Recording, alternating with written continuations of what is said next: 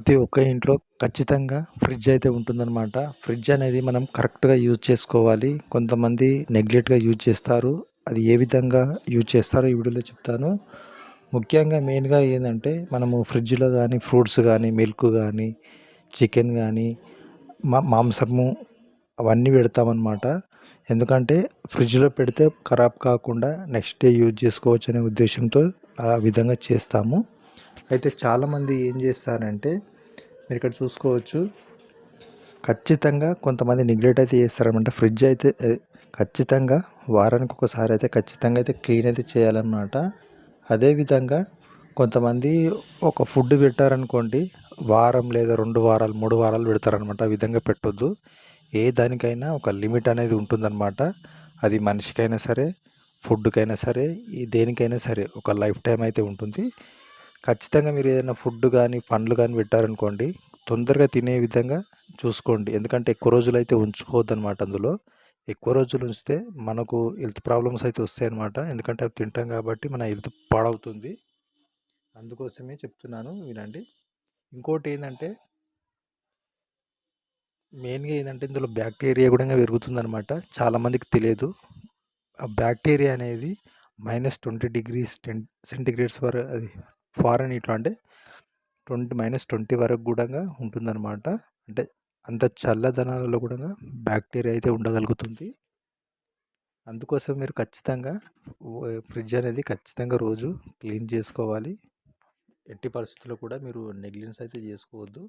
ఇంకో విషయం ఏందంటే మీరిక్కడ మొత్తం టోటల్‌గా మొత్తం క్లీన్ అయితే చేసుకోవాలి. అందులో ఉన్న ఫ్రూట్స్ గానీ, మిగతా ఏవైనా పదార్థాలు పెడతారు గదా! అవన్నీ గూడా క్లీన్ చేసుకోవాలి.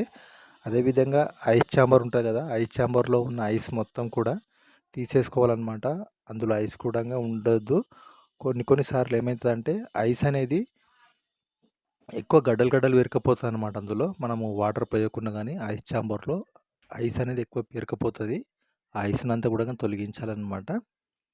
ఇంకో విషయం ఏందంటే గోడకు ఫ్రిడ్జ్‌కనేది ఇంచుమించు ఓ 3 ఫీట్లు గ్యాప్ అయితే ఉంచాలి. ఈ గ్యాప్ ఎందుకు ఉంచాలంటే మెయిన్‌గా నేను ఇక్కడ చెప్తున్నాను గుర్తుంచుకోండి. ఆ గ్యాప్ ఎందుకంటే ఇది ఫ్రిడ్జ్ నుంచి వచ్చే హీట్ అనేది ఎప్పుడైనా సరే ఫ్రిడ్జ్‌కనేది గాలనేది తగలాలనమాట. గాలి తగిలితే చాలా బాగుంటుంది. అందుకోసమే చెప్తున్నాను. ఇంకో విషయం ఏందంటే మీరెప్పుడైనా గానీ గ్యాప్ అయితే ఉంచే విధంగా అయితే ప్రయత్నం అయితే చేయండి. ఇంకొక విషయం అయితే ఖచ్చితంగా ఫ్రిడ్జ్‌కైతే ఎర్తింగ్ అయితే ఉండాలి. ఈ ఎర్తింగ్ అనేది ఖచ్చితంగా యూజ్ అయితే చేయాలనమాట. ఎందుకంటే అర్తింగ్ వస్తది కాబట్టి ఖచ్చితంగా యూజ్ చేయాలి. ప్రతి ఇంట్లో కూడంగా అర్తింగ్ అనేది నెగ్లెక్ట్ అయితే చేస్తారు చాలామంది కూడా. అర్తింగ్ అనేది ఖచ్చితంగా ఉండాలి. ఎందుకంటే ఏదైనా లీకేజ్ ఏదైనా అయినా గానీ అర్తింగ్‌లోకి ఎళ్ళిపోతుంది కాబట్టి ఖచ్చితంగా మీరు అర్తింగ్ అనేది యూజ్ చేయాలనమాట. బట్ ఇంకొక విషయం ఏందంటే స్టెబిలైజర్ వాడితే ఇంకా బెనిఫిట్ అనమాట. హై కరెంట్ వచ్చినా లో కరెంట్ వచ్చినా గానీ స్టెబిలైజర్ ఉందనుకోండి ఇంకా చాలా సేఫ్టీ అనమాట. స్టెబిలైజర్ అయితే ఖచ్చితంగా అయితే యూజ్ చేయండి. ఎందుకంటే మీరు స్టెబిలైజర్ కొనేటప్పుడు కూడా మంచి బ్రాండ్‌దే వాడండి.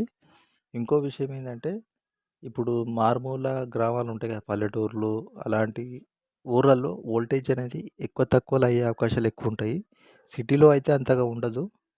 వోల్టేజ్ అనేది కరెక్ట్‌గా ఉంటది. గ్రామాలలో ఉండే ప్రజలు ఎవరైతే ఉంటారో అలాంటి వారు మీరు ఖచ్చితంగా ఏం చేయాలంటే మీరు స్టెబిలైజర్ అయితే యూజ్ చేసుకుంటే చాలా బెటరు. ఇంకొక విషయం ఏంటిదంటే మీరు చిన్న పిల్లల్ని ఈ వాషింగ్ మిషన్ దగ్గరికి ఎక్కువగా వెళ్ళనివ్వకండి. ఎందుకంటే ఇక్కడ డోర్ ఊకూకే ఓపెన్ చేస్తే ఏమైతదంటే కూలింగ్ అనేది తొందరగా వెళ్ళిపోతుంటది.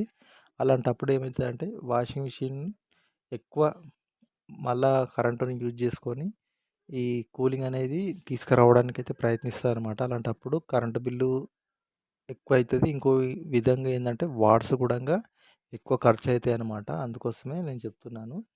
ఈ డోర్ గూడంగా ఎక్కువ ఓపెన్ అయితే చేయొద్దనమాట.